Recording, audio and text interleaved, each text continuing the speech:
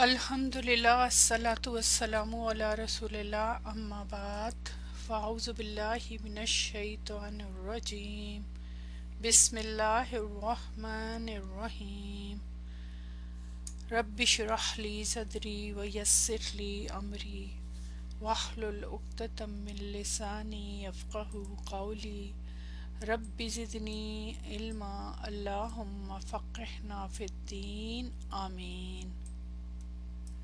अस्सलामुअलैकुम रहमतुल्लाहि वबरकातुहू।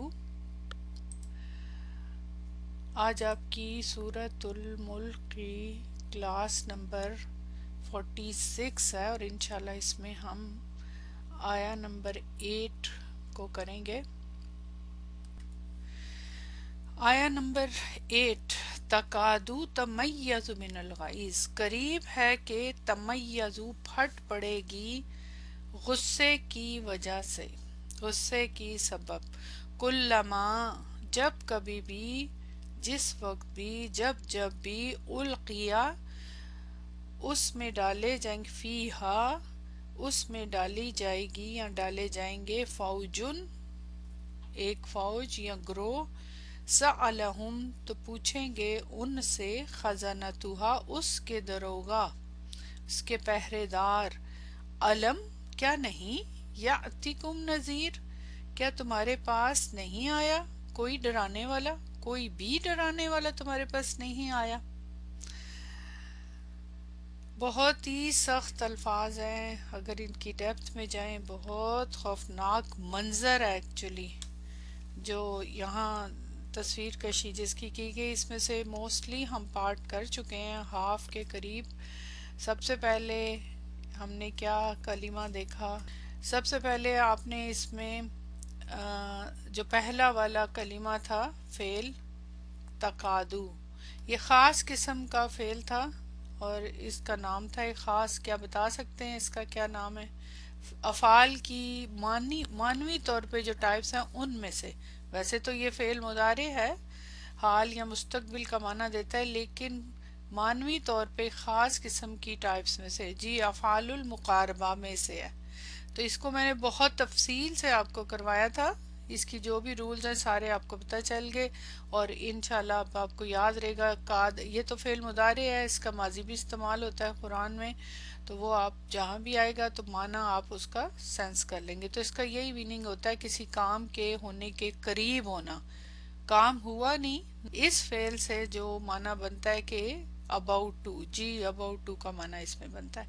तो ये खास फेल है और इसके फिर खास रूल थे, वो सब आपको पता है। फिर इसके बाद दोबारा तमय्यज़ु आ गया, तो यहाँ पे आपने फेल मुकारबा के बारे में इसमें पढ़ा। फिर इसमें मजीद आपने मजाजी तौर पे मजाजुल अक्ली का रूल पढ़ा। फिर उसके बाद तशबीह आपने तमसीली, तशबीह तमसीली का रूल पढ़ा। ये सारे जो कायदे हैं उसके वो आपने पढ़े। इस्तारा भी आपने देखा बलागत के रूल्स में। लुगा इसकी कलिमात की आपने देखी जो इसमें थे, तमय्यज़ु, कादा, गाइस के बारे में।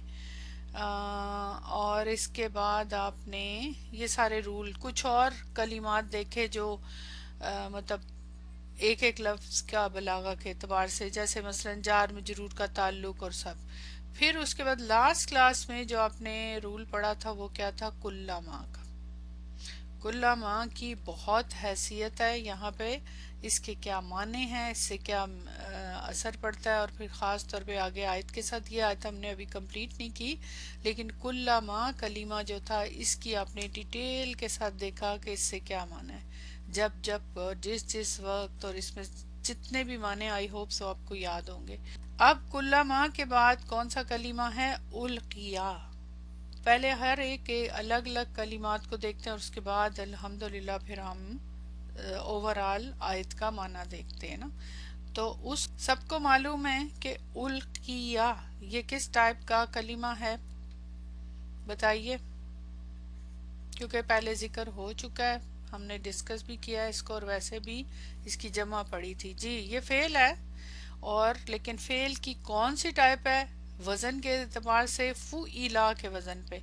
बस याद रखें ये वजन आपको अगर याद रहे ना, क्योंकि हर एक फेल का यही वजन होता है माजी का, फुइला।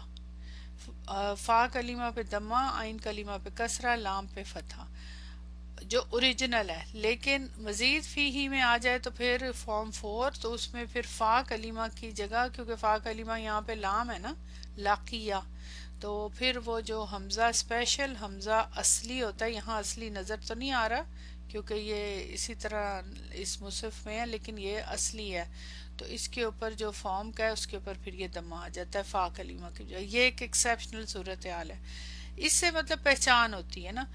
اب یہ مجہول ہے، مجہول کی تھوڑی سی انٹروڈکشن ہم یہاں کر چکے ہیں کیونکہ سیم فعل استعمال ہو رہا ہے.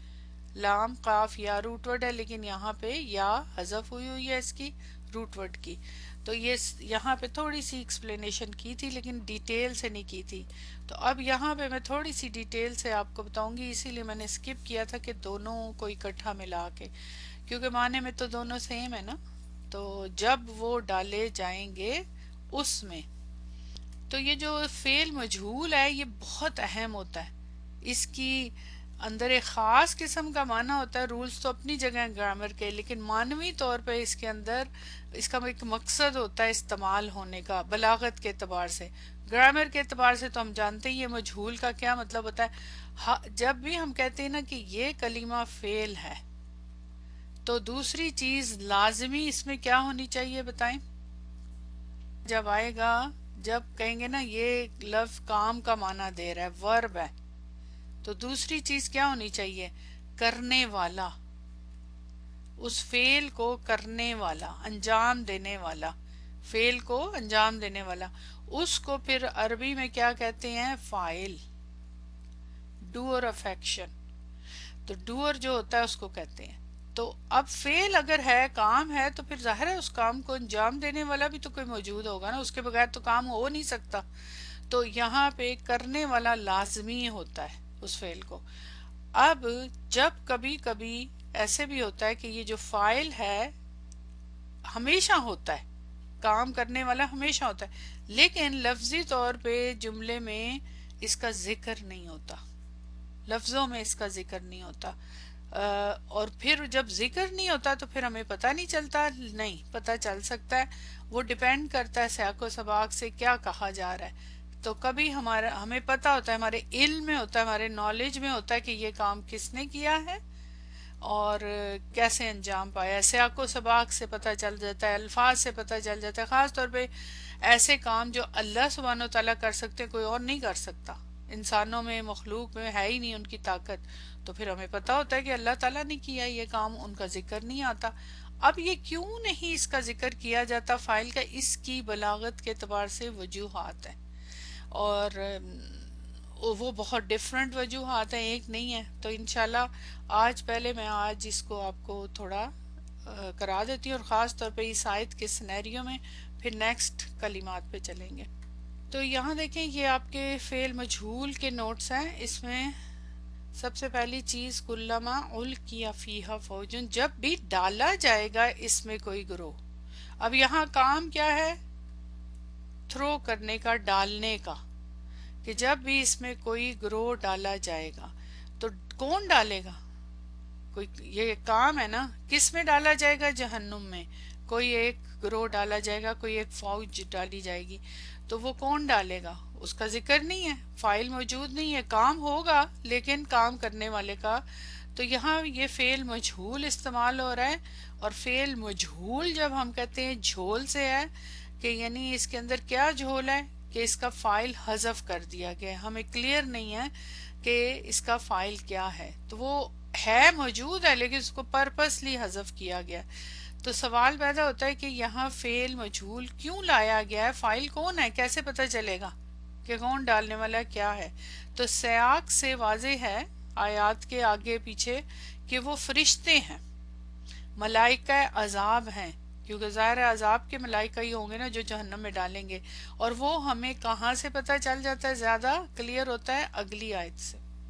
اب یہاں پہ نا اگر قرآن چاہتا تو ذکر کر سکتا تھا فعل کے ساتھ فاعل کا، اور وہ ہمیں انڈرسٹوڈ ہے کیونکہ اگلے جملے سے ہی پتہ چلتا ہے. جب گفتگو ہوتی ہے کس کی؟ فرشتوں کی، ان کے ساتھ. اور وہ کون سے فرشتے ہیں؟ عذاب کے فرشتے ہیں. تو یہاں پہ آ سکتا تھا کلما अलकतिल मलाइकतु फीहा फौजन। अब यहाँ पे नोट करें आप कि ये माजी मालूम आ गया, इसको कहेंगे माजी मालूम। उल किया जो फेल है वो माजी मजहूल है, ठीक है ना। अलकत माजी मालूम है और ये इसके ऊपर ताओ तानीस है क्योंकि आगे मलाइका है, वो एक अलग बात है, वो हम बाद में डिस्कस करते हैं। तो मलाइका फाइल है यहाँ पे, और फाइल जमा में है, और ये वाहिद मुन्नस है, वो कुल्लू जमा मुन्नस के लिहाज से और राउंड ता की वजह से और डिफरेंट रीजंस हैं। बहरहाल माजी मालूम आ गया यहाँ पे, अब मजहूल नहीं है। क्यों? क्योंकि फाइल मालूम है कि कौन डालेगा, मलाइका डालेंगे, लेकिन असल में कुरान में फाइल नहीं है, तो इसलिए वहां पे उल किया आया है, फेल इस्तेमाल हुआ है कि डाले जाएंगे उसमें कौन, फौज। अब फौजन जो है यहाँ देखिए मंसूब है, क्यों कि जिनको डाला जा रहा है वो कौन है, मफूलुन बिही, ठीक है ना। यहाँ पे इस जुमले में क्योंकि फाइल मौजूद है ना, डालने वाला कौन है, फेंकने वाला कौन है, मलाइका, और किस में, जहन्नम में। और किसको फेंका जा रहा है, फौज को, यानी ग्रोहों को ना। लेकिन कुरान में चूंकि फाइल नहीं है तो उसकी जगह फिर अब ये जो फौजन मफूलुन बिही था ये नाइब फाइल बन गया, ठीक है। और ये रूल ग्रामर का ये आपको मैंने बहुत अच्छी तरह पहले भी बता दिया हुआ है, और वो एराब जब आएगा ना तो वहां पे मैं एक्सप्लेन कर दूंगी। बहरहाल असल पॉइंट ये है कि क्यों नहीं जिक्र किया फाइल को, जबकि अगली आयत में अंडरस्टूड है कि वो मलाइका ही हैं, खास किस्म के मलाइका, उनका जिक्र हम बाद में करेंगे। माने पे इसका असर क्या पड़ता है कि चूंकि जिन जो ये काम कर रहे हैं, जो ये फेल अंजाम दे रहे हैं, उनका जिक्र नहीं है, तो सारी तवज्जो किसके ऊपर आ जाती है, फेल के ऊपर, अमल के ऊपर। क्योंकि एक एक कलीमे को गौर से जब हम देखते हैं तो उसका हर एक का इम्पैक्ट अलग होता है। तो डालने वाले की बात नहीं बल्कि खुद डाले जाने के अमल की हौलनाकी पर जोर है, क्योंकि ये काम ही ऐसा है, जहन्नम में फेंका जा रहा है, कोई भी फेंक रहा है। असल पॉइंट ये है कि जहां उनको फेंका जा रहा है, अल्लाह मजिदना मिनन नार, जैसे बेबस चीज को फेंक दिया जाए, फेंकने का तरीका ये है, पिछली आयत में भी हम पढ़ आए हैं। फाइल को जानबूझकर हज़फ कर दिया, यहाँ ऐसे ही नहीं किया कि अंडरस्टूड है इसलिए कर दिया, नहीं। कई दफा ऐसे भी होता है कि अंडरस्टूड है कि ये काम किसने किया है तो इसलिए उसको हज़फ कर दिया, कम अल्फाज मुख्तसर इख्तसार के लिए। लेकिन कुछ जगहों पे फाइल को हज़फ करने की खास पर्पस होती है ताकि उसका असर हो। तो यहाँ जानबूझ के क्यों हज़फ किया, मजहूल का सबसे बड़ा फायदा ये है कि फाइल को पस मंजर में धकेल दिया गया, पीछे बैक पे, अमल को मरकज बना दिया जाता है, जो काम है उसको सामने ले आए। यहाँ तवज्जो इस बात पे नहीं कि किसने डाला है, उसकी कोई जरूरत नहीं है, बल्कि इस पर है कि उन्हें बेरहमी से डाला गया, बेरहमी से धकेला गया। कारी जो पढ़ने वाला या सुनने वाला है उसकी नजर डाले जाने के अमल पर जम जाती है, ना कि डालने वाले पर। अजाब की हैबत और बेबसी का एहसास होता है कि धकेले जा रहे हैं, फेंके जा रहे हैं, और ये मुसलसल ये अमल हो रहा है। ये मुसलसल कहाँ से हो रहा है, मुसलसल का माना और बार बार एक ग्रो आ रहा है, ये कहाँ से ये चीज फीलिंग डेवलप हो रही है। हर कलीमे को साथ साथ जोड़ना जरूरी है, कुल्ला माह से, ये ऑलरेडी आप बहुत डिटेल से पढ़ आए हैं। जो कुल्ला माह है, जब कभी भी, जब जब भी, मतलब मुसलसल ये काम हो रहा है, चलता जा रहा है, क्या कि जैसे फेंकते जा रहे हैं, फेंकते जा रहे हैं। अच्छा, मुझे ना अभी एहसास हुआ है, आपने लिखा भी है लाइक थ्रोइंग गार्बेज, के खास तौर पे ये बाहर के मुल्कों में हमारे हर वीक आपको पता है कि गार्बेज ट्रक्स आते हैं ना, तो उसको अगर आप कभी गौर से देखा करें कि सबके घरों के बाहर गार्बेज पड़ा होता है यहाँ पे, तो वो रुकते जाते हैं, जो भी गार्बेज उठा के फेंकते जाते, एक बकायदा एक तरतीब के साथ और एक कंटिन्यूटी के साथ ये काम हो रहा होता है। बस उठाते हैं, फेंकते जाते, फेंकते जाते। वो एक फीलिंग जो है गार्बेज को फेंकने की, देखते भी नहीं क्या चीज है क्या नहीं है। और खास तौर पे जो रिसाइकलिंग की चीजें, अंदर उन्होंने वो कुछ लगाई होती है मशीन सी, वो बकायदा उसको ना क्रश करती जाती है, क्योंकि इतनी बड़ी बड़ी चीजें होती हैं तो सम टाइम वो बिल्कुल सही हालत में होती हैं लेकिन वो ان کی کوئی ویلیو نہیں رہتی، کیونکہ ہم گھر سے باہر پھینک دیتے ہیں، وہ اٹھا کے اس میں پھینکتے ہیں، اس کو کرش کرتے جاتے ہیں، ایون گاربیج کو بھی کرش کیا جاتا ہے۔ آپ ذرا اس کی فیلنگ دیکھیں، اگر آپ نے نہیں دیکھا، کبھی غور نہیں کیا، تو جب وہ آئے تو غور سے کھڑے ہو کے دیکھیں۔ اور اگر آپ باہر کھڑے ہو کے قریب سڑک پہ جا کے کھڑے ہو کے دیکھیں تو پھر آپ کو ایک اور فیلنگ بھی ہوگی، کیا بھلا؟ سمیل، اتنی زیادہ سمیل آتی کیونکہ ہاں اتنے ڈھیر گھروں کا وہ ہوتا ہے، اور ساؤنڈ بھی ایگزیکٹلی اس کی بہت سٹرونگ سی ساؤنڈ ہوتی ہے، بہت تیز ہوتی ہے اس ٹرک کی، اور وہ جو کھڑے ہوتے ہیں نا وہ ایک مشین کی طرح کام کر رہے ہوتے ہیں، اور وہ کبھی کبھی تو ٹرک کی سائڈ پہ کھڑے ہوتے ہیں، کبھی اتر کے آتے ہیں، اور وہ بس اٹھاتے ہیں پھینکتے جاتے اٹھاتے ہیں، انہوں نے ظاہر ماسک پہنے ہوتے ہیں، گلوز پہنے ہوتے ہیں، ان کا پتہ نہیں چلتا وہ کون ہے نا۔ جی بالکل۔ تو آپ سوچیں، ہم اگر ادھر سے گزرنا اس وقت اوائڈ کرتے، ہم نہیں جاتے، تو کتنی بری اسمیل، اور یہ تو جلدی جلدی جلدی جلدی یہ کام ہو رہا ہوتا ہے، سوچے بغیر کہ کیا چیز ہے، کس کا ہے گاربیج، تو ایگزیکٹلی یہ وہی والی سینیریو ہے۔ اب وہ گاربیج تو چیزیں ہیں، آبجیکٹس ہیں، سیم سین ہے یہ، لیکن آتا جا رہا ہے، وہ دیکھتے نہیں ہے کون ہے، بس پھینکے جا رہے ہیں پھینکے جا رہے ہیں، ایگزیکٹلی وہی سین ہے۔ اور ظاہر ہے وہاں تو صرف سمیل ہوتی ہے، یہاں تو صرف سمیل نہیں ہوگی، یہاں تو پتہ نہیں شور، وہ پیچھے ہم پڑھ کے آئے ہیں نا کہ وہ سنیں گے شور، اور کس قسم کی چیخو پکار، اور کیا سین ہوگا وہ، استغفر اللہ۔ یہ ہم فیل نہیں کرتے، اینڈ میں اس کی جا کے آخری جملے پہ جب پوچھیں گے سوال تو وہاں یہ ہم ڈسکشن کریں گے، یہ سب کیوں بیان کیا جا رہا ہے، یہ کس کے لیے کیا جا رہا ہے۔ تو بہرحال تو یہ وہی والی مجھے اچانک سے فیلنگ محسوس ہوئی ہے کہ اس طرح سے، اس طرح پھینکا جائے گا، جیسے کہ ان انسانوں کی، ان کی کوئی ویلیو نہیں ہے، اس یہاں دنیا میں پتہ نہیں وہ کیا ہوں گے، کس طرح کی ان کی زندگی ہوگی، کیا نخرہ ہوگا وہاں پہ نا، اور پھر وہاں جا کے ان کی حیثیت کیا بن جاتی ہے۔ تو بہرحال تو بے رحمی، اور یہ پھر یہاں جو فیلنگ ہوتی ہے، بلکہ اس پر کہ انہیں بے رحمی سے ڈالا گیا، کاری کی نظر ڈالے جانے کے عمل پر جم جاتی ہے، نہ کہ ڈالنے والے پر۔ عذاب کی ہیبت اور بے بسی کا احساس ہوتا ہے۔ قرآن نے ذمہ داری بیان کرنے کی بجائے ہیبت پیدا کرنا مقصود رکھا، یعنی کون پھینک رہا ہے، وہ اس کی کیا ڈیوٹی ہے، وہ کیا ہے، وہ اگلے جملے میں آ جائے گا، لیکن یہاں پہ جو ہے اس طرح سے بیان کیا جا رہا ہے۔ اب جب بھی آپ پڑھیں نا تو اس والے جملے پہ آ کے یہ فیل کریں، مجہول کو فیل کریں کہ یہ کیا کہا جا رہا ہے، کہ اللہ نہ کرے کہ اس میں سے کوئی بھی شامل ہو۔ جب کہا جاتا ہے القیا فیہا فوجن، تو ایک شدید نفسیاتی کیفیت پیدا ہوتی ہے، کوئی نام نہیں، کوئی چہرہ نہیں، کوئی آواز نہیں، بس اچانک پھینک دیا جانا۔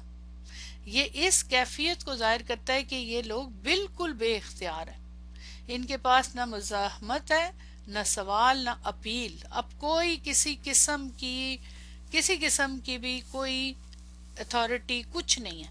ورنہ عام طور پہ اگر سزا بھی دی جاتی ہے، مثلا یہاں کی جیلوں میں بھی ڈالا جائے دنیا کی، یا کوئی سزا، تو بلایا جاتا ہے، آواز دی جاتی ہے، نام لیا جاتا ہے، فلاں آئے حاضر ہو، اس کو یہ سزا ہے، یہ کچھ بھی اس کی کوئی آئیڈینٹی ہوتی ہے، یہاں کچھ نہیں، نتھنگ، اور نہ ہی کوئی بچاؤ کا۔ ورنہ اگر کئی اور دنیا کی بات ہو تو انسان بھاگتا ہے، کچھ بھی کوشش کرتا ہے، معافی مانگتا ہے، کوئی کوشش کرتا ہے، کوئی سوال کرتا ہے، نو، الٹا ان سے سوال کیا جائے گا آگے جا کے۔ اور جب یہی فعل مجہول ہو تو نرمی سے داخل کرنا نہیں ہوتا، جیسے اردو میں کہتے ہیں نا اسے دھکیل دیا گیا، یہ جملہ مثلا فلاں نے اسے دھکیلا، اب یہ دو جملے ہیں، اسے دھکیل دیا گیا، فلاں نے اسے دھکیلا، دونوں کا فرق ہو گیا نا۔ اب فلاں کا ذکر آ گیا کہ اس نے اس کو دھکا مارا، تو ذہن میں اس فلاں پہ بھی توجہ جائے گی نا، لیکن جب کہا اسے دھکیل دیا، کس نے دھکیلا اس کا کوئی تعلق نہیں، بس اس کو پھینک دیا گیا۔ تو فلاں نے اسے دھکیلا، اس سے کہیں زیادہ دہشت ناک ہوتا ہے، یہ زیادہ دہشت ناک ہے کہ کسی کو بس دھکیل دیا گیا۔ آگے اگلا پوائنٹ، نظام عذاب کی غیر شخصی نوعیت، یہ مجہول استعمال ہونے کی وجوہات بتائی گئی ہیں اس سے افیکٹ مجہول اس بات کی طرف اشارہ کرتا ہے کہ یہ کسی فرد کا انتقام نہیں ہے. یعنی اگر ذکر ہوتا کہ فلاں پھینک رہا ہے جیسے کہ تو اس فرد پہ توجہ ہو جاتی کہ اس کو غصہ ہے وہ پھینک رہا ہے. نہیں، یہاں کسی جس وجہ سے ان کو سزا دیجئے کسی خاص فرد کی وجہ سے نہیں. یہ کسی غصے کا فوری رد عمل بھی نہیں ہے بلکہ ایک اٹل خودکار ناقابل روک نظام عذاب ہے. یہ پورا جو پروسیس ہے یہ ایک نظام کے تحت ہو رہا ہے، گویا جیسے کوئی مشین چل رہی ہو، جو گروہ آتا ہے بس ڈال دیا جاتا ہے. یہ جہنم کی خوفناک باقاعدگی کو ظاہر کرتا ہے. استغفر اللہ. اور اس کے لیے ہم پہلے بھی یہ والی آیت پڑھ کے آئے ہیں کہ جہنم کس طرح سے بات چیت کرے گی اور کیسے وہ انتظار کر رہی ہوگی، اور اس کی اس آیت کے اندر اس کی ڈیپتھ ان کی ساری چیزیں سمجھ آ جاتی ہیں. وہ کہے گی کہ کیا کوئی اور بھی ہے. اس دن ہم دوزخ سے پوچھیں گے، اللہ تعالیٰ کہتے ہیں کہ ہم دوزخ سے پوچھیں گے کیا تو بھر گئی، تو وہ کہے گی کچھ اور بھی ہے. حال میں مزید من یہاں پہ زائدہ ہے، آپ کو پتا ہے اس کی بڑا ایفیکٹ ہوتا ہے. بس میں یہاں پہ خالی معنی آپ کو بتا رہی ہوں. تو کیا کوئی اور مزید ہے تو لے آئیں، یعنی اور بھی جگہ ہے لائیں، بھری نہیں ہے، اتنی وسیع ہے جہنم. تو جہنم کی جو ہولناکی اپنے طور پہ آپ پہلے بھی ہم پڑھ چکے ہیں کہ یہ ایک مجسم کی طرح. اب دیکھیں نا جہنم بات کر رہی ہے. اب جہنم تو ایک جگہ ہے، ایک پلیس ہے، لیکن اس کو تجسیم دے دی، اس کو جسم میں ایک طرح سے دے دیا کہ وہ بات چیت کری. اچھا اب یہاں بھی ماضی کا صیغہ اور حال، مستقبل کا مفہوم نوٹ کیجئے گا. ال کیا ماضی مجہول ہے، ڈالا جائے گا. اب ذرا نوٹ کیجئے گا اس کا کیا ٹرانسلیشن ہم کرتے ہیں. ال کیا جب کبھی بھی جس وقت بھی ڈالا جائے گا. اب ہے یہ کون سا صیغہ؟ فعلا کے وزن پہ ماضی، ماضی ہے نا، وزن کے اعتبار سے فعلا کے وزن پہ ماضی کا صیغہ لفظی طور پہ. لیکن معنی اس کا دیکھیں کیا کیا جائے گا، حال اور مستقبل دونوں پر محیط ہوتا ہے.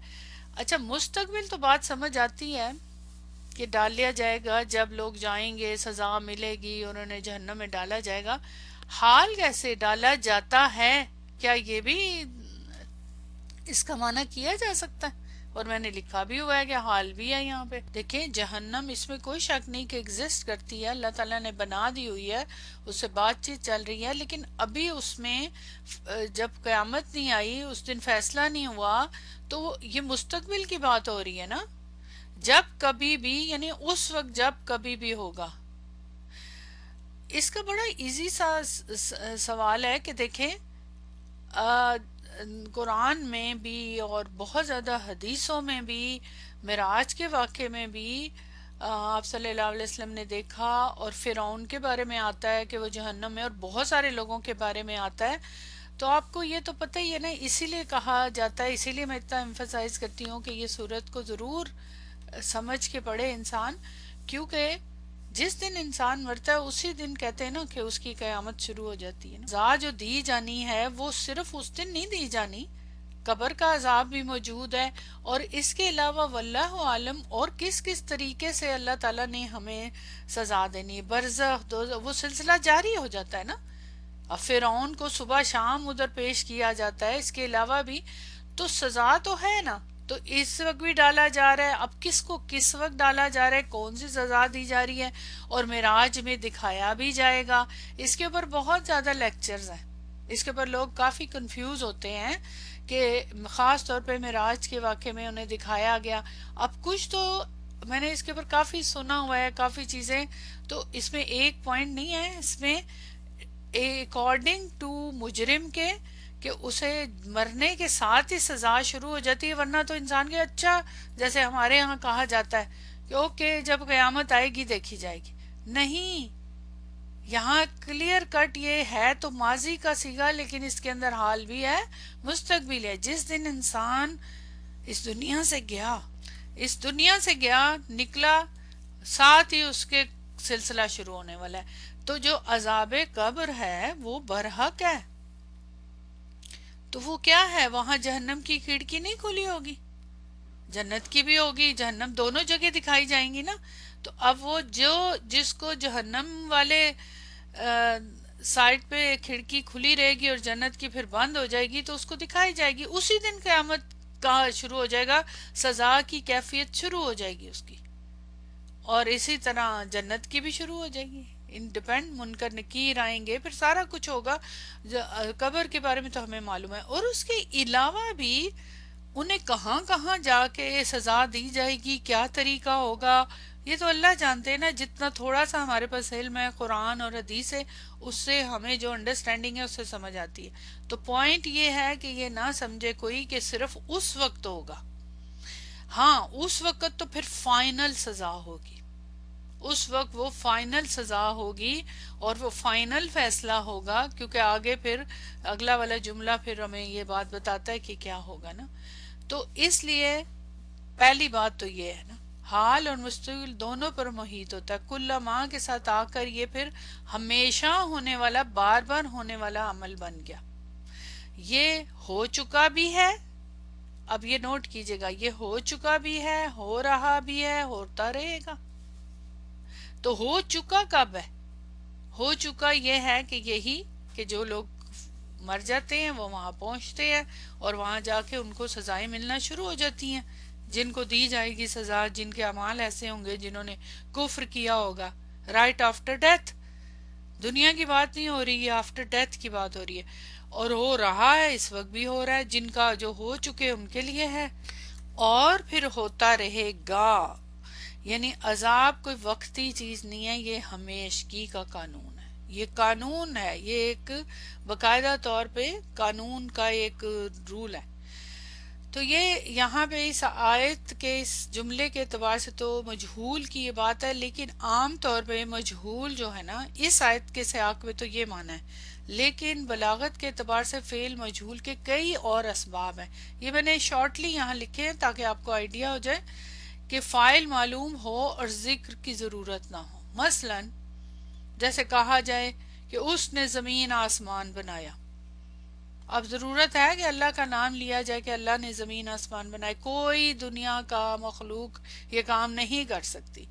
اسی طرح اور جتنی بھی اللہ تعالیٰ کی ایٹریبیوٹس ہیں جو اسی کی ہیں اور کسی کی نہیں ہیں اور اس کے علاوہ کچھ اس قسم کے اور انسانوں کے لیے بھی کچھ ایسے نا تو اس میں پھر ضرورت نہیں ہے. ادھر یہ نہیں ہے کہ جان بوجھ کے نہیں کیا گیا ادھر ضرورت ہی نہیں تھی اختصار کے لیے اور ریزنز کی وجہ سے.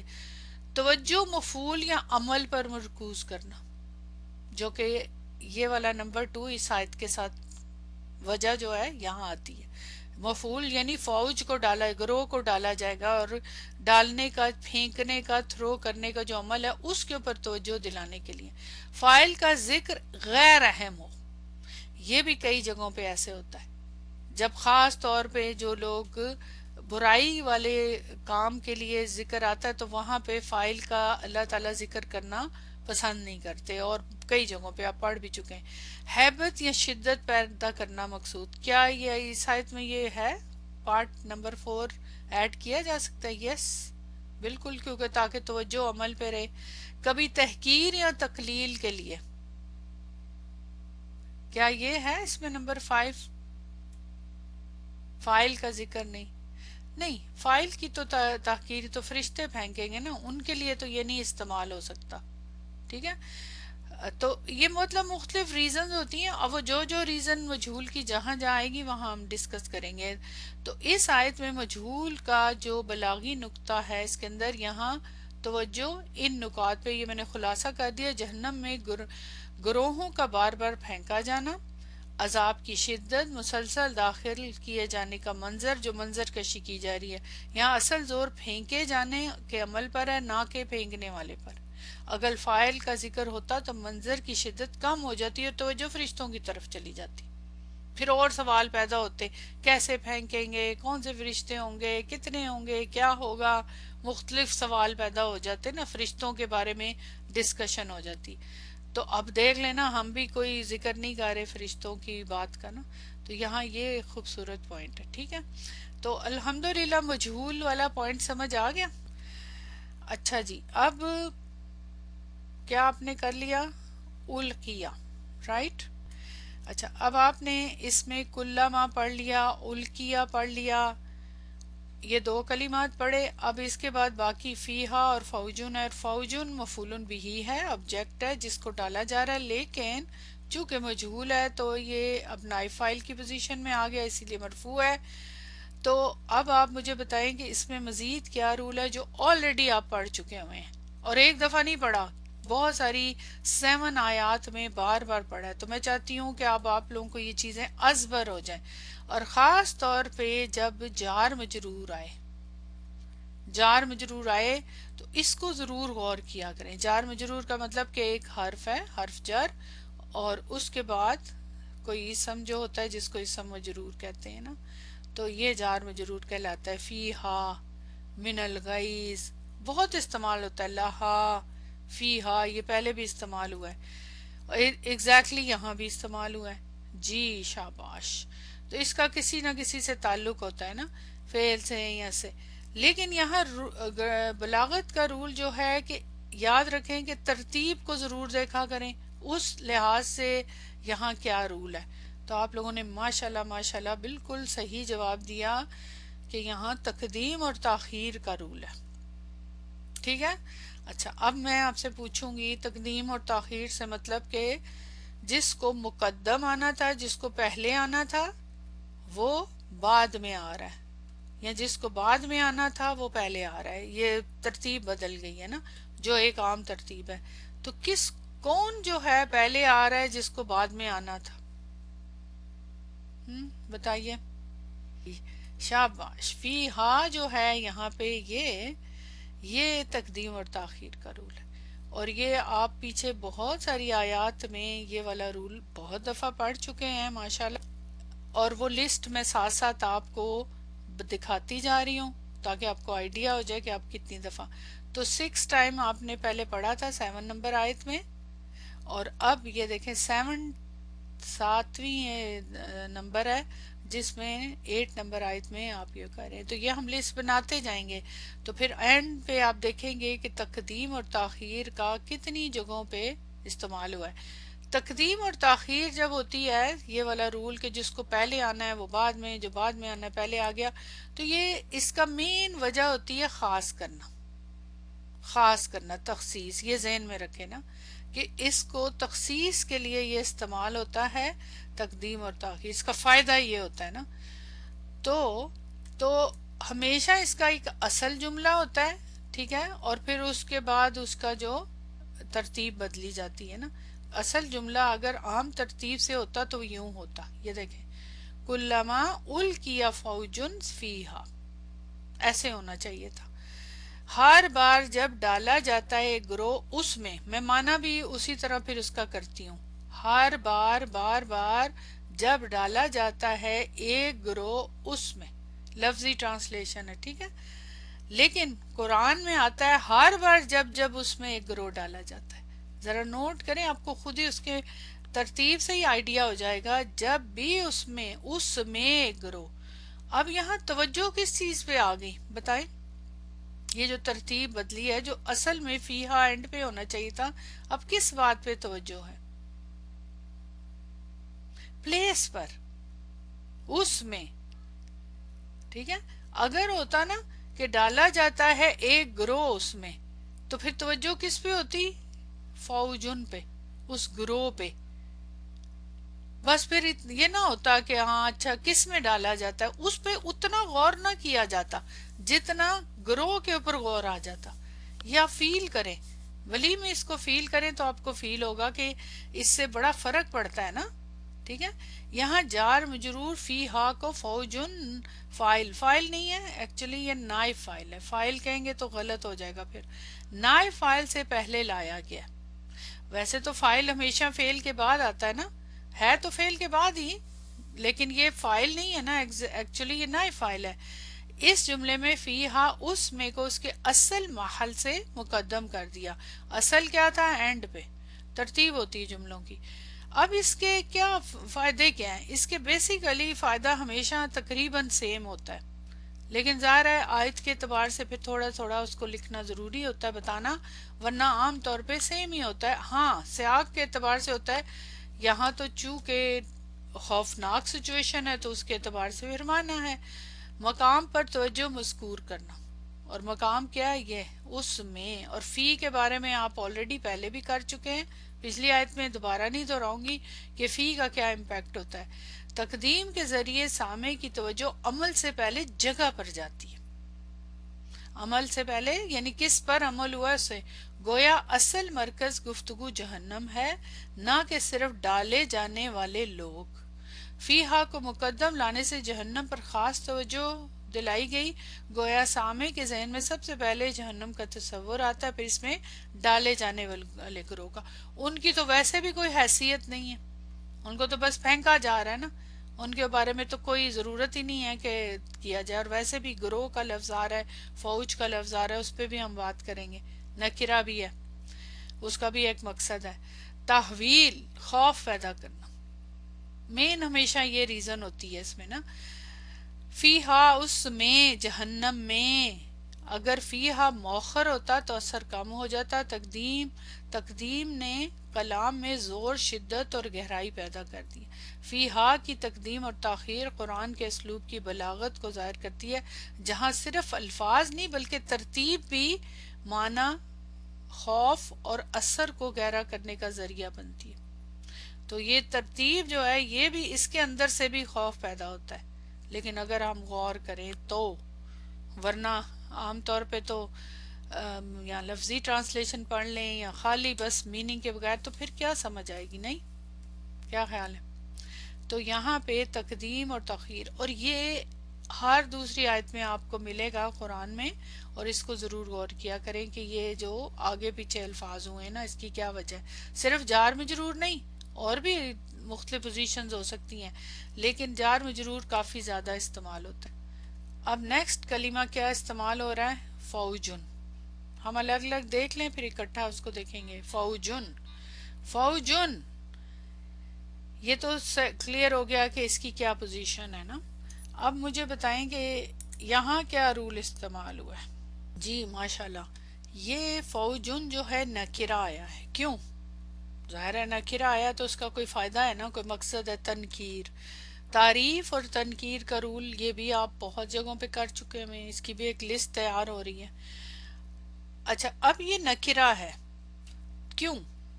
اب اس کی ایک پوری ریزن کہ نکرہ جو تنوین ہوتی ہے اس کے کئی مختلف وجوہات ہوتی ہیں، اس کے کئی معنی ہوتے ہیں. یہاں کس اس معنی میں استعمال ہوا ہے؟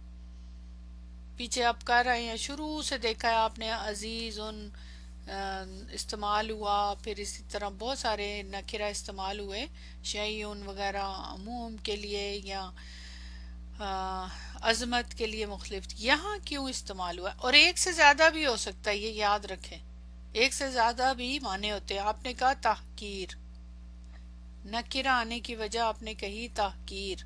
اوکے، اور کچھ؟ Anything else? کوئی اور بھی ہے؟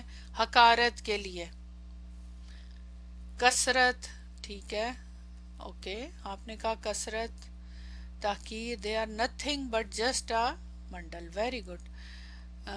جی، آپ لوگوں نے تحقیر، کثرت، تحویل، حقارت، یہ ساری ریزن بتائی ہیں. ٹھیک ہے، کس چیز کی؟ اس تنوین کی. بچپن سے پڑھتے آئے ہیں کہ تنوین کا مطلب ہوتا ہے نکرہ، نکرہ کا مطلب ہوتا ہے عام، اور معرفہ کا مطلب ہوتا ہے خاص. ٹھیک ہے، عموم یعنی وسعت ہے اس میں نا. کیا عموم بھی ہے اس میں، وسعت بھی ہے؟ عموم کا معنی بھی ہے؟ ٹھیک ہے، چلیں اب دیکھتے ہیں. یہ بھی آپ کا تنکیر اور تعریف کا جو ہم نے ٹاپک پڑھا تھا بالکل شروع میں، کہاں پہ؟ آیا نمبر 1 قدیر میں. تو اس کی بھی لسٹ بن رہی ہے. یہ مجھے بہت اچھا لگتا ہے کہ ایک پورا سامنے آ جاتا ہے نا. تو یہاں پہ فوجن جو ہے نکرہ استعمال ہوا ہے، تو یہ کس نمبر پہ آ گیا؟ 4 پہ. تو اس حساب سے جو میں نے ساری چیزیں لکھی ہے کہ اس میں عموم بھی ہے، عمومیت ہے. ٹھیک ہے، کیونکہ خاص تو نہیں ہے نا، وسعت ہے نا اس کے اندر، عموم کے اندر وسعت ہوتی ہے. تقصیر یعنی کثرت، بالکل صحیح آپ نے کہا. اس میں ابہام بھی ہے اور تحقیر ہے، ابہام بھی ہے اس میں نا. میں سب کو الگ الگ میں نے اس کی وہ ایکسپلینیشن دی ہے، ڈونٹ وری. اب یہ کتنی ہے آپ سوچیں، ایک کلمہ اور صرف کلمے کی یہ ڈسکشن نہیں ہے، یہ اس تنوین کی، ان دو حرکات کی، دمہ کی. Can you imagine? اس دمہ سے یہ سارے میننگ آ رہے ہیں. تو یہ گرامر تو بہت پیچھے نہیں رہ گئی کہ خالی تنوین پڑی ہوئی ہے بچپن سے، تنوین کا کیا میننگ ہے نا. ہاں عموم کی وجہ سے یہ ابہام، وہ ظاہر ہے ایک دوسرے کے اندر مرج ہوتے ہیں نا وہ سارے میں نے. تو تنوین تنوین پڑی ہوئی ہے، لیکن آپ دیکھیں اصل کیا ہے. تو اسی لیے اسی چیز نے مجھے انسپائر کیا ہے کہ انشاءاللہ اب گرامر پڑھانی ہے، لیکن بلاغہ کے ساتھ. ایک ایک رول کے پیچھے بلاغہ کی اتنی زیادہ ریزنز ہیں، جو وہ اللہ کا کلام ہے نا. اچھا، اب یہاں دیکھیں، یہاں پہ اس آیت میں لفظ فوجن نکرہ آیا، اور یہ بلاغی اسلوب ہے. سب سے پہلے یہ سمجھنا ضروری ہے کہ عربی میں نکرہ ہمیشہ ایک ہی معنی کے لیے نہیں ہوتا. شروع میں تو ہم یہی پڑھتے ہیں بچپن میں، بلکہ ایک ہی ٹائم میں ایک سے زیادہ معنوں میں بھی استعمال ہو سکتا ہے. لہٰذا ہر نکرہ کا معنی سیاق و سباق کے مطابق فیصلہ کرتا ہے. اس آیت میں فوجن کو نکرہ لانے کے جو بلاغی مقاصد ہیں وہ کیا کیا ہیں؟ سب سے پہلے عموم اور تکثیر کو میں نے دوبارہ بتا دیا. جنرل معنی، اس کا ایک معنی عموم ہے، یعنی کوئی خاص گروہ مراد نہیں ہے، کسی خاص کا تو نام نہیں لیا جا رہا نا، بس گروہ ہے، بلکہ ہر وہ گروہ جو جہنم میں ڈالا جائے گا. اب یہاں پہ ذکر نہیں ہے کہ کیا ہے، وہ الگ بات ہے کہ پیچھے ان کی پوری ڈیٹیل کہ وہ کیوں، اور آگے بھی آئے گی ڈیٹیل کہ ان کی کیا ریزن ہے. لیکن جہنم میں تو مختلف گناہوں کی وجہ سے مختلف لوگ جانے والے ہیں نا، تو اس میں کسی خاص کا ذکر نہیں ہے. یہاں دنیا میں سب الگ الگ ہیں کیٹیگریز لوگوں کی، لوگوں نے اپنی شناخت بنائی ہوئی ہیں، اور مختلف انداز میں، کوئی مالی لحاظ سے، کوئی رتبے کے لحاظ سے، کوئی سٹیٹس، کوئی کچھ کوئی کچھ، یا پھر ملکوں کے لحاظ سے، یا مختلف طریقوں سے لوگوں کی شناخت ہے. وہاں کچھ نہیں، سب عام ہے، سب عام ہے، ذات پات بہت ساری مختلف ہیں، وہاں سب عام ہے. عموم کا گروہ بس، فوجن، نتھنگ ایلس. اس سے یہ معنی پیدا ہوتا ہے کہ جہنم میں داخل ہونے والے گروہ گنے چنے نہیں، بلکہ مسلسل اور بار بار آنے والے ہیں. اور یہ کثرت کا معنی دیتا ہے جب کبھی بھی، اور یہ کلہ وہاں کے ساتھ مل کے پھر معنی کے اندر وہ آ جاتا ہے بار بار کا معنی. ہر بار ایک نیا الگ مستقل فوج داخل کی جائے گی. استغفر اللہ، یہ ایک مسلسل عمل ہے. نکرہ ہونے کی وجہ سے ذہن میں یہ تصور قائم نہیں ہوتا ہے کہ ایک ہی معروف جماعت ہے، بلکہ ہر مرتبہ ایک نیا فوج سامنے آئے گی. اور اس سے اندازہ ہوتا ہے کہ جو ہمارے ہاں جیسے ایک ہے نا، او جنہوں نے کفر کیا بس وہی جائیں گے، نہیں، کثرت بھی ہے. اور وہ بالکل garbage has no other identity, exactly. بہت زیادہ یہ والی اگزامپل جو ہے نا ہوتی ہے، وہ بس گاربیج ہوتا ہے، اس کے اندر چاہے کوئی بھی چیز ہو. ہاں بالکل. ہاں مختلف ڈور ہیں، وہ اکارڈنگ ٹو سزا کے جگہیں تو اندر ڈیفرنٹ ہے. یہاں تو اوورال جہنم کی بات ہو رہی ہے. پھر جو ابہام ہے، دوسرا اہم پہلو یہ ہے کہ نکرہ یہاں ابہام کے لیے داخل ہونے والوں کی شناخت، حیثیت اور تفصیل بیان نہیں کی گئی. وہ الگ الگ کیٹیگریز ہیں، وہ بات کی بات ہے، اس وقت تو اوورال بات ہو رہی ہے. نہ ان کے نام نہ ان کے اعمال کا ذکر اس جملے میں، اس میں کوئی ذکر نہیں ہے کہ کون سے والا کیا گناہ کیا تو کس دروازے سے جا رہا ہے اور کہاں پھینکا جا رہا ہے، اس کو کیا سزا ملی. نو، بس پھینکا جا رہا ہے. اس اسلوب سے یہ تاثر ملتا ہے کہ جہنم کے نظام میں فرد یا گروہ کی پہچان غیر اہم ہے، بس ایک اور فوج ہے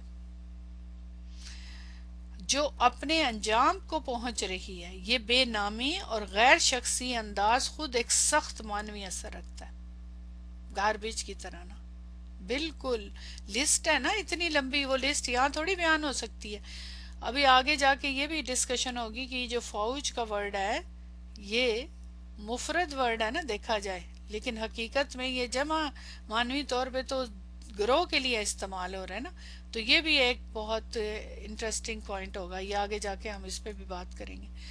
پھر اس کے بعد تحقیر. یعنی حقارت، چونکہ سیاق سیاق جہنم اور عذاب کا ہے. سیاق کس کا ہے؟ جہنم اور عذاب کا ہے. اس لیے فوجن نکرہ ہونا ایک ضمنی تحقیر بھی پیدا کرتا ہے. یعنی یہ گروہ اب کسی عزت یا پہچان کے قابل نہیں ہے، بس گروہ ہے. دنیا میں شاید بڑے نام اور بڑی جماعتیں تھیں، یہ لوگ بہت بڑے بڑے نام تھے، بہت پاور والی جماعتیں تھی جو اب گروہ بن کے رہ گئی ہیں اور جنہیں بس دھکیلا جا رہا ہے، مگر یہاں وہ محض ایک فوج بن کر رہ گئے ہیں. جب کہا جاتا ہے القی فیہا فوجن، تو ایک شدید نفسیاتی کیفیت پیدا ہوتی ہے. کوئی نام نہیں، کوئی چہرہ نہیں، کوئی آواز نہیں، کوئی، بس اچانک دھکا دے دینا، پھینک دیا جانا. استغفر اللہ. یہ اس کیفیت کو ظاہر کرتا ہے کہ یہ لوگ بالکل بے اختیار ہیں، ان کے پاس نہ مزاحمت ہے نہ سوال نہ اپیل، وہی اوپر والی بات. اور اندازہ کریں کہ اگر یہ بات صرف ایک یہ کلمہ جو ہے، یہ والا آیت کا یہ جملہ اور یہ کلمہ، اگر اس کو لوگ سمجھ لیں جو اس وقت اس دنیا میں خدا بنے بیٹھے ہیں، تو ان کو احساس نہیں ہوگا اس بات کا کہ ادھر ہمارے ساتھ کیا ہونے والا ہے. کوئی نام ہی نہیں ہوگا، کچھ پہچان ہی نہیں ہوگی جو یہاں پہ جو غدر مچایا ہوا ہے انہوں نے نا. تو بلیو می، یہ دیکھیں نا پھر قرآن کو سمجھنے سے کیا فائدہ ہوتا ہے. بلاغت کے اعتبار سے اصل زور اس بات پر ہے کہ جہنم میں ڈالے جانے کا عمل بار بار ہو رہا ہے، ہر بار ایک نیا گروہ سامنے آ رہا ہے. نکرہ اس تسلسل اور کثرت کو زیادہ مؤثر بنا دیتا ہے، قاری کے ذہن میں نہ ختم ہونے والا منظر قائم کر دیتا ہے. استغفر اللہ. کلیئر ہے؟ تو یہ یہاں صرف اور صرف یہ تنوین جو ہے نا، یہ سارے معنی جتنے ادھر میں نے بتائے آپ کو، یہ سارے معنی اسی کے اندر ہے. ایک دو حرکات جو ہے تنوین، اور بھی مزید بھی اس میں معنی یقیناً ہوں گے، لیکن حقیقت میں یہاں پہ جو یہ معنی استعمال ہو رہے ہیں. اب آپ نوٹ کریں، کلما الکیا فیہا فوجن. اب ساروں کو آپس میں ملائیں تو کتنی بات کلیئر ہو جاتی ہے، ایک پکچر سامنے آ جاتی ہے کہ ایک مسلسل بار بار دیکھے بغیر ایسے پکڑیا، پھینکتے گئے پھینکتے گئے پھینکتے گئے. یہ بہت ساری جگہوں پہ ایسا نظارہ آپ کو دنیا میں بھی ملتا ہے جہاں پہ بہت توجہ کے ساتھ فیکٹریز میں لوگ کام کر رہے ہوتے ہیں یا مختلف جگہوں پہ، تو وہ بس چیز اٹھائی ایک مشین کی طرح، روبوٹ کی طرح، اور بس. تو یہ وہی والا انداز ہے نا، ڈیپ میننگ. اور پھر ہر ایک معنی کا اپنا ایک، ہر حرکت کا، ہر ترتیب کا، ہر لحاظ سے پیٹرن کا، اب فعیلا کا پیٹرن، مجہول کا، اس کا اپنا ایک معنی ہے، فائل نہیں ہے. فوجن میں تنوین آ گئی، یہاں ترتیب چینج ہو گئی. کلا ماہ میں تو بے تحاشا ڈیٹیل ہے، یعنی اس کے اندر کس طرح سے معنی ٹائم کے اعتبار سے، استمرار کے اعتبار سے، تسلسل، سب معنی آپ پڑھ چکے ہیں الحمدللہ. تو اس جملے کے اندر کس طرح سے فیلنگ ڈیولپ ہوتی ہے وہ آپ سمجھ گئے ہوں گے الحمدللہ. اچھا، تو الحمدللہ یہ جملہ بھی پورا ہو گیا. الگ الگ جملے ہیں نا، تقادو، تمیزو من الغیظ، یہ جملہ ایک الگ تھا. اب دوسرا جملہ بھی پورا ہو گیا، یہ جملہ فعلیہ یہ بھی. اب آ جائیں نیکسٹ سینٹنس کے اوپر. سألہم خزنتہا، یہ اتنا جملہ، پھر آگے تو ان کا آگے سوال ہے. پوچھیں گے، سوال کریں گے ان سے اس کے دروغہ. اب اندازہ کریں، کوئی اگر اس الگ سے جملے کو دیکھا جائے، پوچھیں گے ان سے، کن سے؟ جمع کا صیغہ آ رہا ہے ضمیر، اس کے دروغہ، ہاں کی ضمیر. اب ظاہر ہے الگ سے جملے میں تو کچھ سمجھ نہیں آتا کون کس سے پوچھ رہا ہے، اور خزانہ تو کون ہے، سوال کیا ہے، کیا سوال ہے. سوال تو خیر آگے آ رہا ہے، لیکن ضمائر جو ہوتے ہیں خاص طور پہ جب استعمال ہوتے ہیں تو آپ کو پتا ہے کہ وہ پیچھے پلٹتے ہیں. سوال کریں گے ان سے کن سے؟ ہم کی ضمیر کدھر جا رہی ہے بتائیے، لفظی طور پہ کدھر جا رہی ہے؟ پیچھے جی، فوجن، جس فوج کو ڈالا جائے گا، جس گروہ کو ڈالا جائے گا. اب فوج جو ہے دیکھا جائے نکرہ استعمال ہو رہا ہے، تنوین تو نکرہ واحد پہ آتی ہے نا، رائٹ؟ تو لفظی طور پہ یہ واحد ہے، لیکن معنوی طور پہ جمع ہے کیونکہ ضمیر جو پلٹ رہی ہے اس کی طرف، رائٹ؟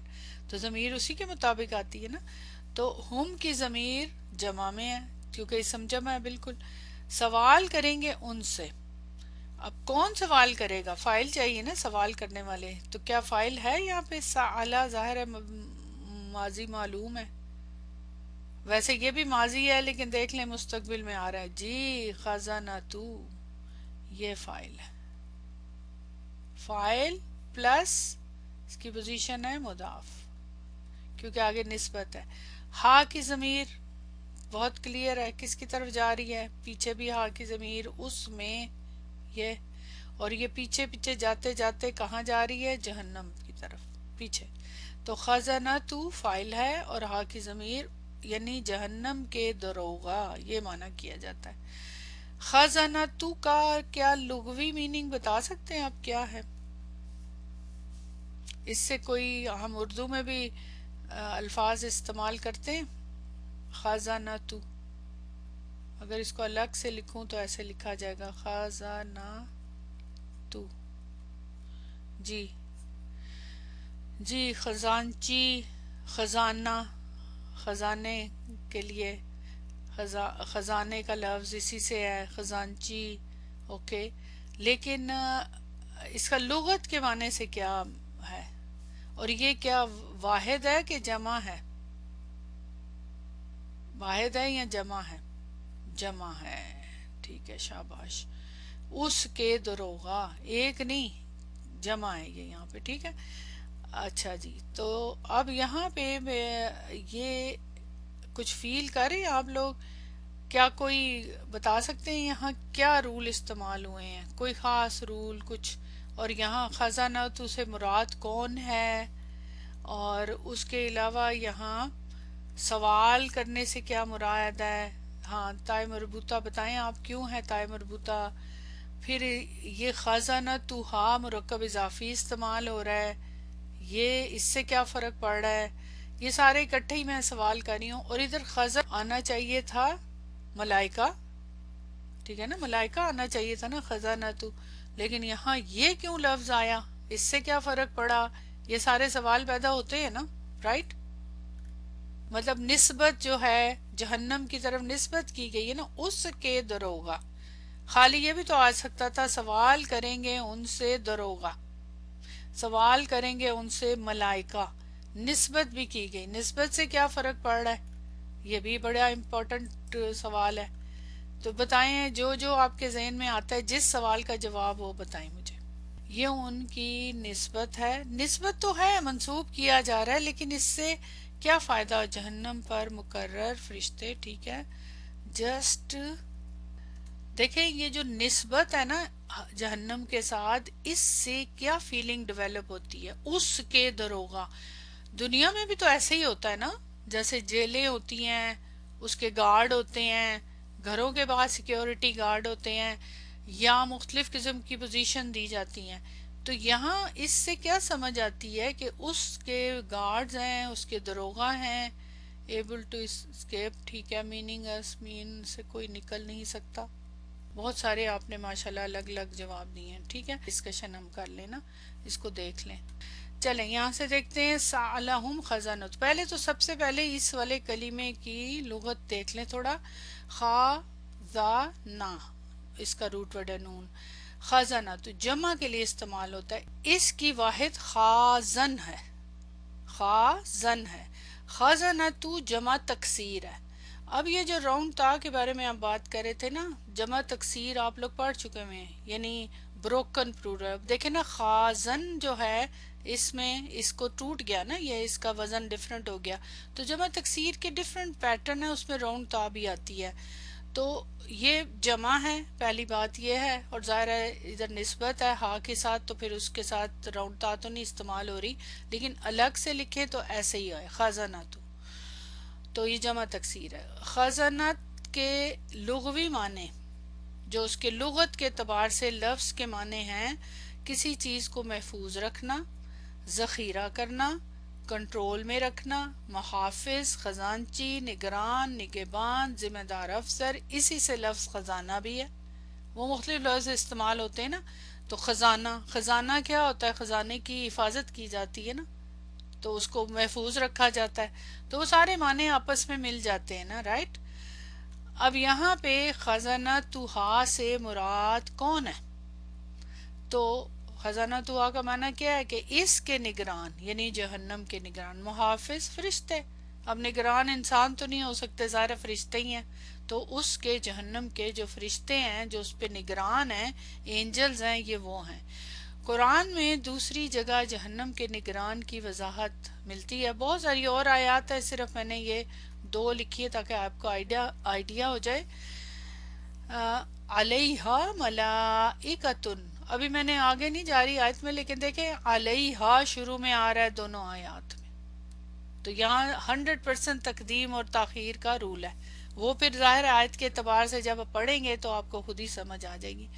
علیہا ملائکتن غلاظن شدادن، تحریم کیا ہے؟ اس پر سخت مزاج طاقتور فرشتے مقرر ہیں.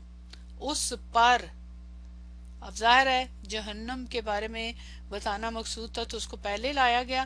فرشتے ہیں کس قسم کے؟ غلاظن شدادن، یعنی بہت سخت مزاج، غلیظ سے ہے نا. علیہا تسعۃ عشرہ، اس پر 19 فرشتے ہیں. یہ میں نے آپ سے پوچھنا تھا کہ کتنے ادھر وہ ہیں جو یہ ملائکہ ہیں، تو یہاں قرآن کی سورہ مدثر میں آتا ہے کہ 19 جو ہیں اس پہ فرشتے ہیں. بہرحال یہ دو آیات میں ان کا ذکر ہے. 19 تو بہت تھوڑی تعداد ہے اگر دیکھا جائے تو.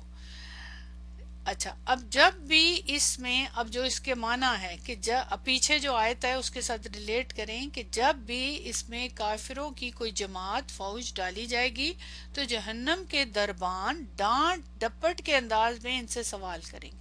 یہ کوئی ایسے ہی سوال نہیں ہے، وہ سوال تو آگے آئے گا تو اس پہ ہم بات کریں گے، تاکہ ان کا عذاب اور ان کی حسرت بڑھ جائے کہ کیا تمہارے پاس کوئی ڈرانے والا نہیں آیا تھا. یہ جملہ بڑا زبردست ہے. جو تم پر تمہارے رب کی آیات پڑھتا اور تمہیں اس دن کی ملاقات سے ڈراتا. یہ یہاں پہ نہیں ہے، لیکن ڈرانے والے سے کیا مراد ہے؟ داخل ہوتے ہی فوراً باز پرس، کسی وقفے، مہلت یا رعایت کا تصور نہیں. اب ذرا نوٹ کریں، یعنی پھینکے جا رہے ہیں. جب بھی اس میں کوئی جماعت پھینکی جائے گی، جو ہی پھینکی جائے گی ساتھ ہی سوال. کوئی سکون نہیں، کوئی ان کو تھوڑی دیر کی مہلت نہیں، کوئی وقفہ نہیں، سوال جواب شروع، کوئی رعایت نہیں. اچانک احتساب کا منظر پیدا ہوتا ہے. یہ اسلوب ہیبت اور اضطراب پیدا کرتا ہے. آپ سوچیں کہاں پھینکا جا رہا ہے. ہم کہیں بھی جاتے ہیں، کسی اچھی جگہ بھی جائے انسان، نئی جگہ پہ، سکون کی جگہ پہ بھی، تو وہاں جا کے سیٹ ہونا ہوتا ہے نا، سیٹ ہو کے وہاں پہ سکون سے بیٹھنا ہوتا ہے، پھر اس کے بعد اس کو دیکھنا ہوتا ہے. لیکن یہاں پہ جو ہی پھینکا ہے ساتھ ہی سوال جواب شروع ہو گئے. اور سوال جواب بھی کیا، کس قسم کے سوال جواب؟ کہ ایک دم سے ان کو نا پوچھنا شروع کہ تم یہاں آئے ہو تو کیوں آئے ہو، کس وجہ سے آئے نا. تو یہ ویلکم، ایگزیکٹلی یہ ویلکم ہو رہا ہے، تو فوراً سوال جواب. اچھا، یہ جو میں آپ سے بار بار پوچھ رہی تھی نا کہ نسبت کا مقصد کیا، یہ ایسا ہی نہیں ہے، اس کے پیچھے خاص وجہ ہے. اس کے دروغہ اضافت الخزنتی الی النار، یعنی اضافت کس کی طرف ہے؟ آگ کی طرف ہے نا. جہنم کی طرح نگہبانوں کی جو اس کے اوپر دروغہ ہے ان کی نسبت آگ کی طرف ہے نا، اس کے دروغہ. یہ اضافت جو ہے تخصیص کے لیے، نسبت دے کر خاص بنانا. دیکھیں فرشتے کتنے زیادہ ہیں، فرشتوں کی تعداد تو بہت زیادہ ہے. ابھی بھی دنیا میں بھی جو فرشتے ہیں بہت لا تعداد، ہم سوچ بھی نہیں سکتے. لیکن ان سب کی الگ الگ کیٹیگریز، ان سے الگ الگ کام لیے جا رہے ہیں نا. ٹھیک ہے، ہر ایک ٹائپ کا فرشتہ ہر ڈیفرنٹ ٹائپ کے کام لے رہا ہے نا. اللہ تعالیٰ نے ایک اسپیشل، تو یہ خاص فرشتے ہیں، یہ اسی کے فرشتے ہیں. ہر فرشتے کی اپنی ڈیوٹی ہے. ایسے نہیں ہے کہ کوئی ایک ہی فرشتہ کبھی کچھ کر رہا ہے کبھی کچھ. یہ خاص فرشتے ہیں، اور ان کی پھر ہیبت اور ان کا جو انداز ہے، اوپر دیکھا نا آپ نے کہ وہ آیات کے اندر کہ وہ بہت سخت ہوں گے، بہت زیادہ ڈراؤنے ہوں گے. جیسے آپ قبر میں جو فرشتے آئیں گے اسپیشل ڈیوٹیز ہیں ان کی. ایگزیکٹلی. تو اس سے یہ سمجھ آتی ہے کہ جہنم ایک منظم منضبط نظام ہے جس کے باقاعدہ نگران ہیں، ڈیوٹیز دی گئی ہیں ادھر، ایک سسٹم ہر جگہ کا، جس طرح جنت کا سسٹم ہے، اس کے دروازے ہیں، ترتیب ہے. تو یہ سزا اتفاقی نہیں ہے کوئی، ایسے ہی اٹھایا پکڑ کے ڈال دیا. دنیا میں تو ایسے بھی ہوتا ہے نا. تو منظم، ارادی اور باقاعدہ عدالتی نظام ہے، باقاعدہ طور پہ ایک سسٹم کے تحت ہے. یہ قیامت کے منظر میں نظام عدل اور کنٹرول کو ظاہر کرتا ہے. کنٹرول بھی ہے نا ان کا، کہ اس کے فرشتے، ظاہر ہے آپ نے جو کہا وہ بھی پوائنٹ آ جاتا ہے کہ وہاں پہ دروغہ ہے، وہاں وہ حفاظت کرے جہنم کی. ڈال دیا تو اس سے کوئی نہیں نکلے گا. ویسے بھی جہنم تو ایک گڑھا ہے نا، اس سے کون نکل سکتا ہے. لیکن اگر کوئی کوشش بھی کرے تو وہ دروغہ بیٹھے ہوئے ہیں نا، اور وہ بہت سخت ہیں، وہ بہت سخت مزاج کے ہیں اور بہت طاقتور ہیں، وہاں سے ان سے نہیں کوئی بھی نکل سکتا.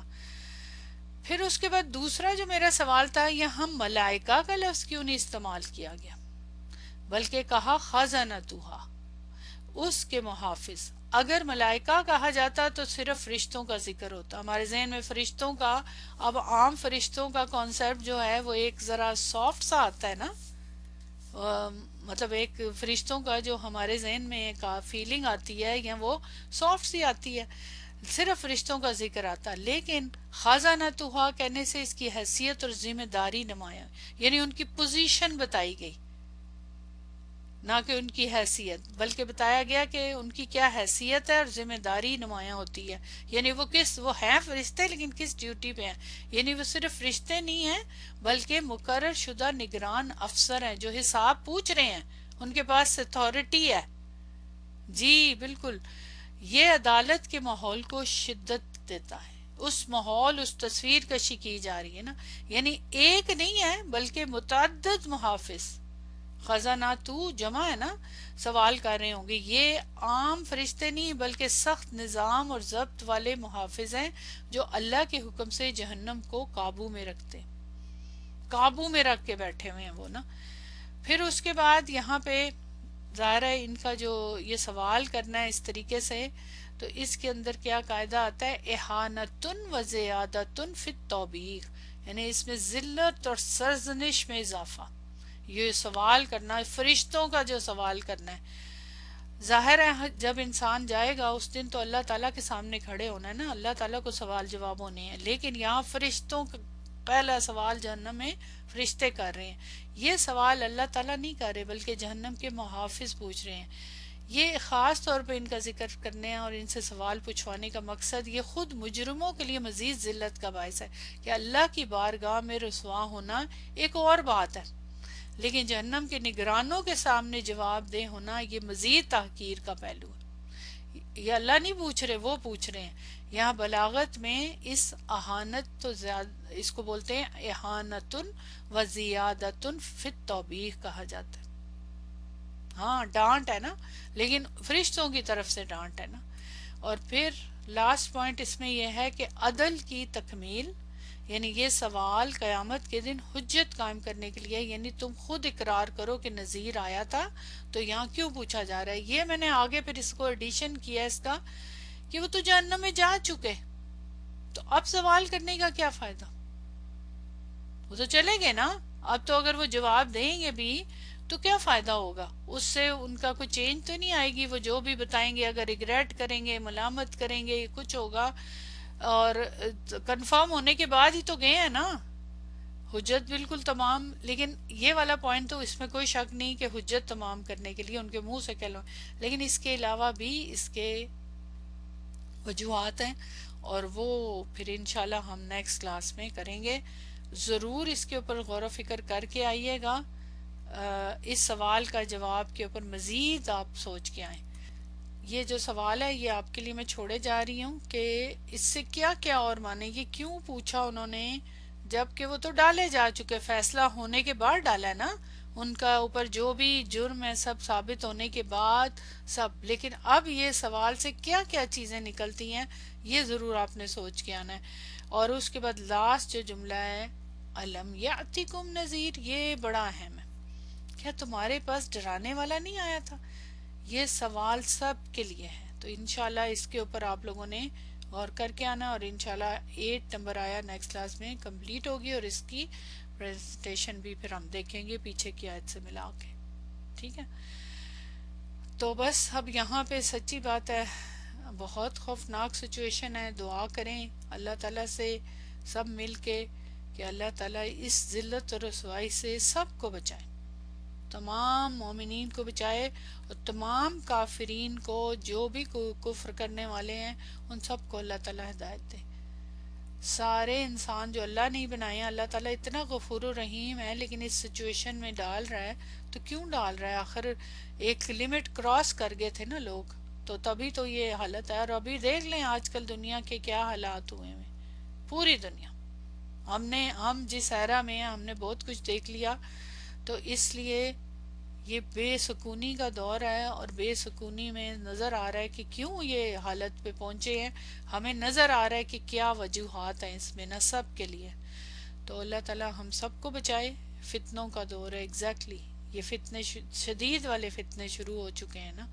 تو بس میں کبھی کبھی سوچتی ہوں اگلی جنریشنز کے لیے، اپنے بچوں کے بچوں کے لیے، ان کے بچوں کے لیے، کہ وہ کتنی مشکل دور میں آئیں گے۔ اور پھر میں اس جنریشن کا بھی سوچتی ہوں کہ جو حضرت عیسیٰ علیہ السلام کے آنے کے بعد پرسکون دور آئے گا جب سب، تو وہ جنریشن کتنی خوش قسمت ہوگی۔ ہر دور کا اپنا ایک وہ ہے نا فیلنگ، تو وہ کتنی خوبصورت دور ہوگا نا جب، اور پھر اس کے بعد دوبارہ فتنوں شروع ہوں گے جب قیامت سے پہلے والا دور آئے گا۔ تو بہرحال سوچنا چاہیے ہمیں، اور اس کے لیے پھر ورک کریں انشاءاللہ تعالی۔ دعا کے ساتھ کلاس ختم کرتے ہیں۔ سبحانک اللہم و بحمدک، اشہد ان لا الہ الا انت، استغفرک و اتوب الیک۔ السلام علیکم و رحمۃ اللہ وبرکاتہ۔